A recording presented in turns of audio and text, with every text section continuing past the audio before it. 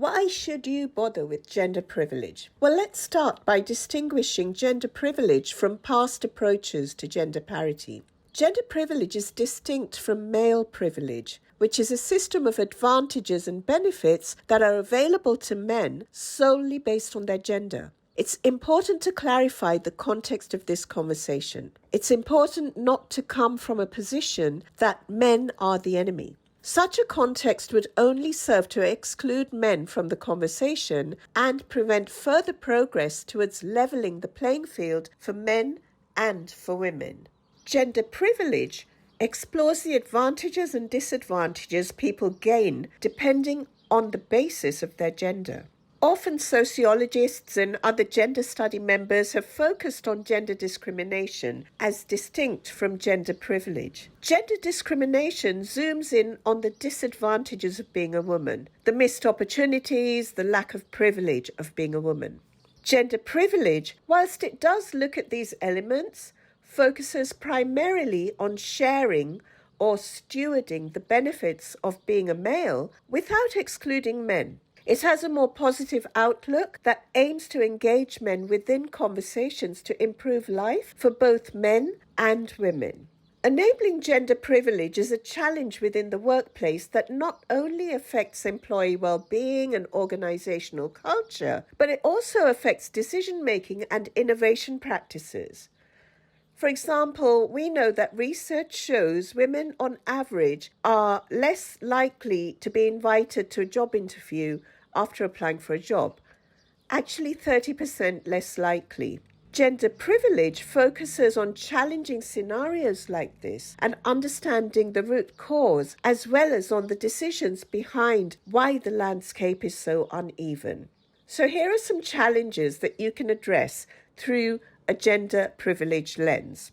Number one, a key factor relating to gender privilege within the workplace is the gender pay gap. Now, a topic that's often talked about, but on the general scale still remains unchanged. Even in 2021, the pay gap stood at a whopping 15.4%. Secondly, gender privilege also manifests itself in the boardroom. At Belonging Pioneers, we're strong believers that the stewarding of privilege must start at the most senior levels in the corporate ladder, as it affects every other level within the company. And we're astonished that in 2022, the ratio of male to female chief executive officers stands at 94 males to 6 females.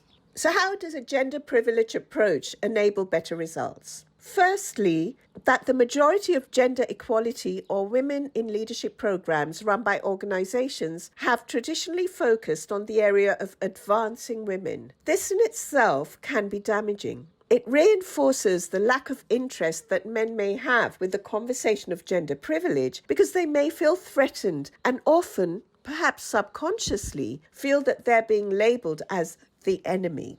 This results in lower participation by men in this important conversation about the organization's social and professional environment. It must be understood that gender privilege is not about reversing the current ideology. It's not about moving from a world that believes that men are higher than women and aiming to make the shift to women being higher than men. It is rather about placing men and women on a level playing field by providing equitable advantages and opportunities for all, so that men are no longer perceived as the advantage group and as the social norm for what's acceptable in organizational life. Secondly, many organizations fail to achieve their gender parity goals because their development programs do not focus on the mindset shifts required by all genders in order to achieve equity, diversity, inclusion, and belonging at work. A study by Von Bergen, Soper, and Foster in 2002 identified some of the unintended consequences of such efforts. They include devaluation of employees, increased reverse discrimination, and stereotype reinforcement. Thirdly, with the ideology of gender privilege, the cost of male entitlement to all genders becomes an important factor in looking at why society remains unequal based on gender. Here are some of the basics. Men often feel entitled, without even knowing it, to different dominating aspects, both within the workplace and outside of the workplace. This is due to the long history of males being perceived as more powerful. Therefore, when policies and movements such as the feminist movement and the Me Too movement come into place, men often feel threatened. It's as if their privileges are being taken away from them, which results in them playing the victim and making the ideology of a feminist approach taboo. It can be difficult for many men to accept that they are in a privileged position due to their gender. Just like it can be difficult for many white people to recognize their privilege against black people. When hard work has been done by each human being in order to resolve the challenges they faced and achieve success, it can be difficult for an individual to recognize the unique advantages they may have benefited from along their own journey. Therefore, as a society, we need to find new ways to engage men within the conversation rather than exclude them from it.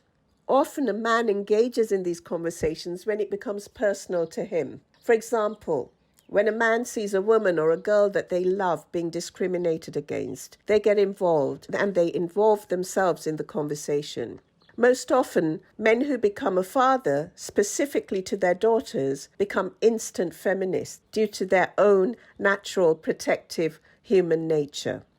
Research shows that male CEOs who have daughters of their own often run a more socially responsible firm, which significantly impacts the growth of the business. Likewise, companies that express gender equity and actively reinforce it have a higher rate of return on investment, higher profitability, lower labor costs, lower turnover, higher job satisfaction, and a lower level of absence from employees.